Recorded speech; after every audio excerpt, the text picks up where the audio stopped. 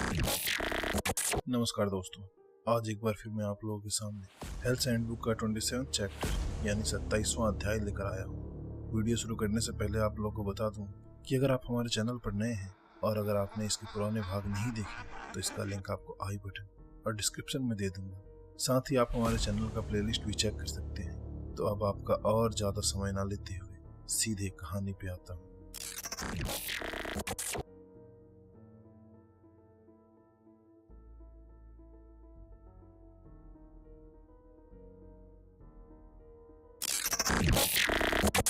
येयून ने अगली सुबह बहुत जल्दी से सूजिन के दरवाजे पर दस्तक देना शुरू कर दिया।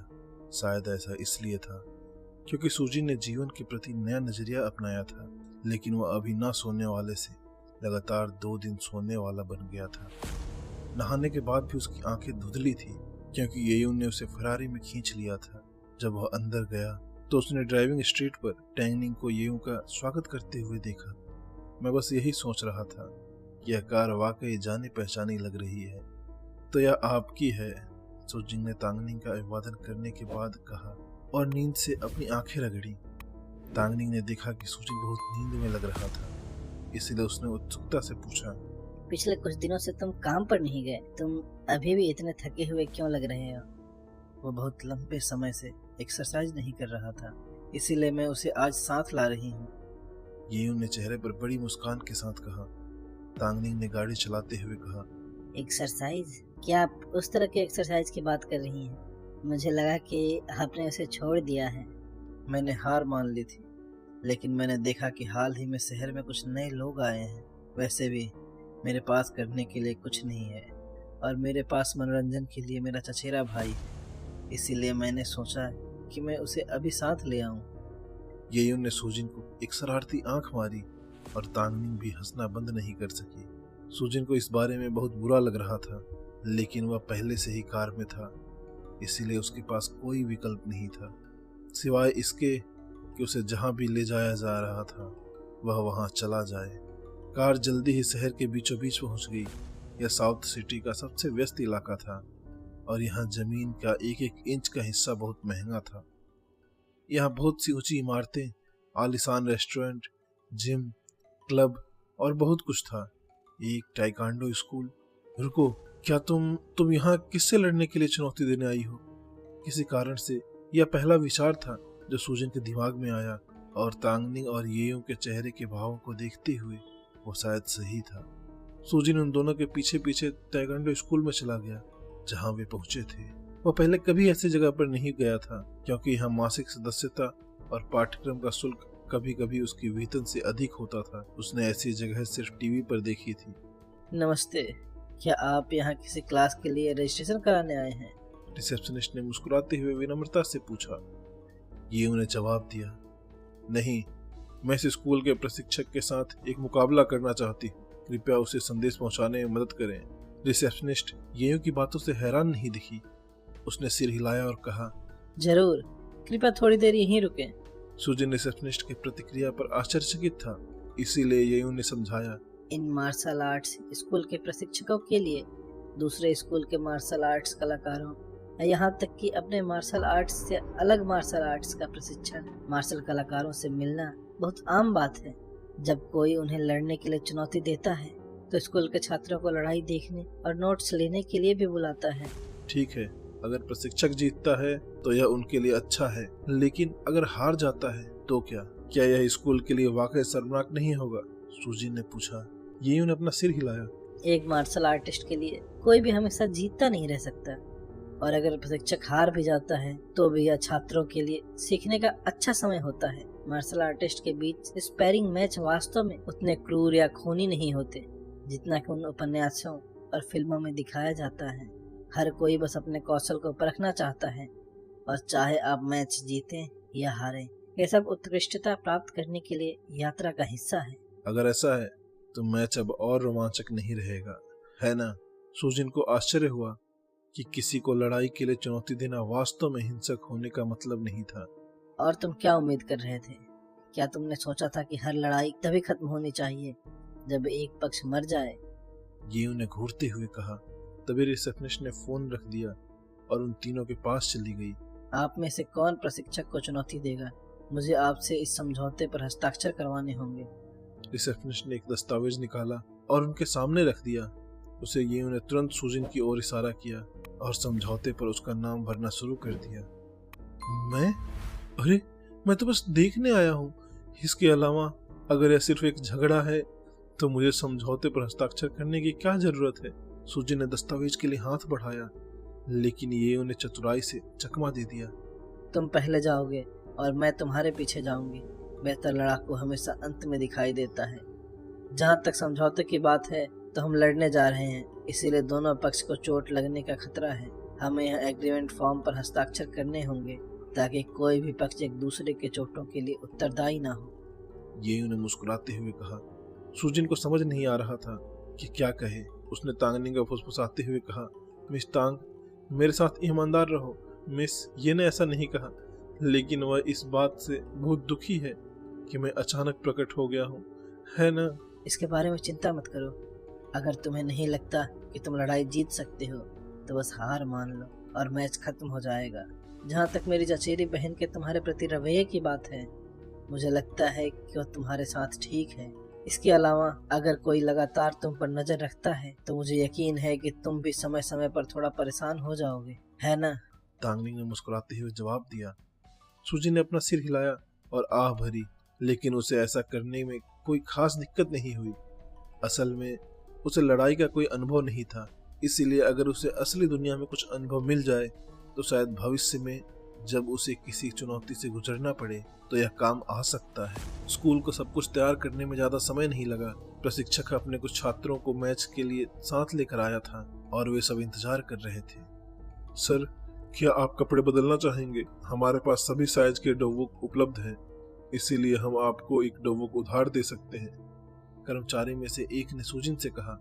सुजिन ने साधारण कपड़े पहने हुए थे और उनके कपड़े बहुत टाइट नहीं थे, लेकिन उन्हें पहनकर लड़ना थोड़ा मुश्किल होता, इसीलिए उसने सिर हिलाया और कपड़े बदलने के लिए कर्मचारियों के पीछे चले गए। एक बार जब वह कपड़े बदल लेता तो वह अपने हाथ और पैर फैलाने लगता। उसने पहले कभी मार्शल आर्ट का कोई भी रूप नहीं सीखा था, लेकिन उसकी सहन शक्ति, गति और ताकत एक सामान्य इंसान से उच्चतम स्तर तक पहुंच चुकी थी। इसीलिए अगर उसे लड़ना भी पड़े तो वह विशेष रूप से चिंतित नहीं था। यह हमारे स्कूल के प्रशिक्षक हैं, श्री यून जियोंगरोक, 8वें डैन ब्लैक बेल्ट। स्कूल के एक कर्मचारी ने अपने प्रशिक्षक का परिचय उन तीनों से कराया और प्रशिक्षक ने सुजिन की ओर थोड़ा झुककर देखा। सुजिन, मैं किसी मार्शल आर्ट स्कूल से संबंधित नहीं हूँ। उसने भी यूं जियोंगरोक की ओर सिर झुकाया। स्टाफ सदस्य उनका जज था, इसलिए जब दोनों पक्षों ने एक दूसरे का अभिवादन कर लिया तो वह एक कदम पीछे हट गया और उन्हें आगे बढ़ने का इशारा किया। सुजिन के पास कोई अनुभव नहीं था, इसीलिए उसने पहले हमला न करने का फैसला किया। उसने सावधानी से एक कदम पीछे लिया ताकि वह पहले स्थिति का निरीक्षण कर सके, लेकिन उसे आश्चर्य हुआ। जिस क्षण उसने एक कदम पीछे लिया, यून जियोंगरोक आगे बढ़ा और सुजिन के कमर पर एक तेज और शक्तिशाली किक मारी। सुजिन का शरीर अभी भी पीछे की ओर बढ़ रहा था और अचानक आगे बढ़कर हमला करना मुश्किल था, लेकिन हमले से बचना भी असंभव था। और क्योंकि उसके पास कोई अनुभव नहीं था, इसीलिए उसे यह नहीं पता था कि खुद का बचाव करने का सबसे अच्छा तरीका क्या है। इसलिए वह केवल एक ही काम कर सकता था कि हमले को रोकने के लिए जल्दी से अपने पैर उठाए।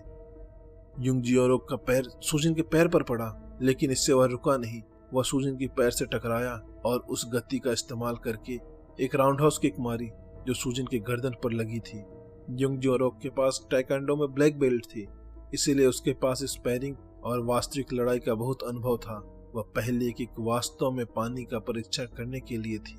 उस पहली किक को मारने के बाद उसे एहसास हुआ कि सुजिन की सजगता बहुत तेज थी, लेकिन उसे बिल्कुल भी अनुभव नहीं था। वह हैरान था कि सुजिन का पहला कदम वास्तव में पीछे हटना था और पीछे हटने के बाद उसके पास कोई चाल नहीं थी। सुजिन के पास यून जियोंगरोक की आने वाली किक को रोकने के लिए अपने हाथ का इस्तेमाल करने के अलावा कोई विकल्प नहीं था, लेकिन वह जानता था कि वह हमेशा ऐसा नहीं कर सकता।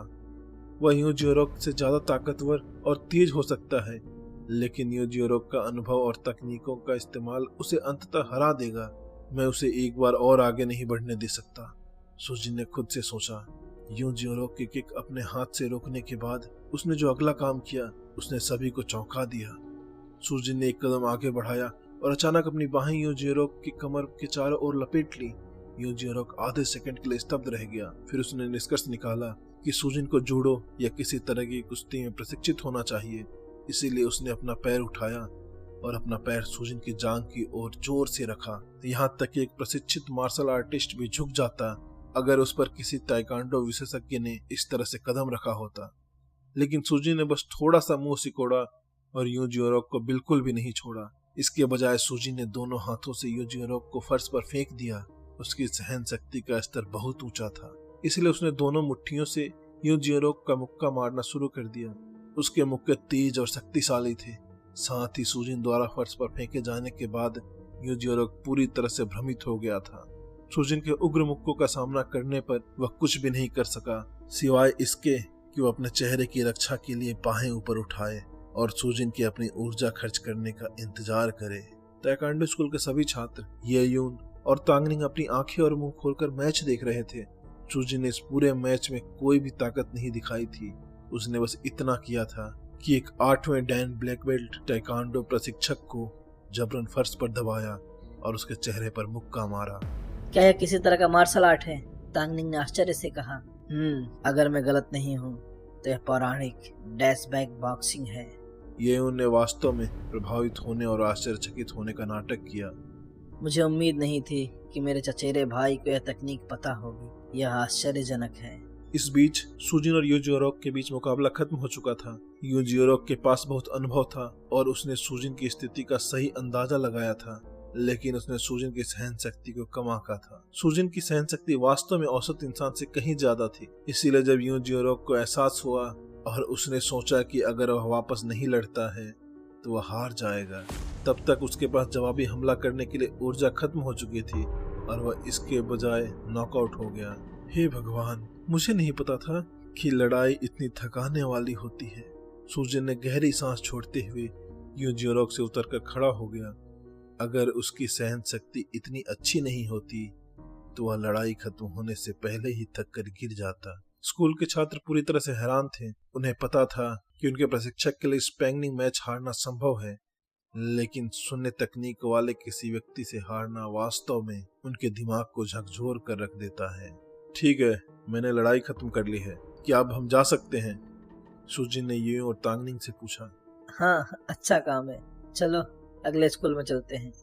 यूं ने सिर हिलाया। क्या तुम चाहती हो कि मैं और लड़ूं? सुजिन ने उसे भयभीत होकर देखा।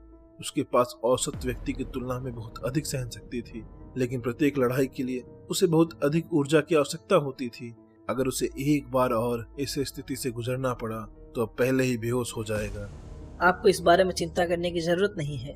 मैं आपको अपनी लड़ाई के तरीके से खुद को शर्मिंदा होते हुए नहीं देखूंगा, इसीलिए आप मुझे बाकी लोगों से लड़ते हुए देख सकते हैं। ये उन्हें जो समझौता किया था उसे फर्श पर छोड़ दिया, कर्मचारियों से कुछ बातें कही, फिर तांगनिंग और सुजिन के साथ चला गया।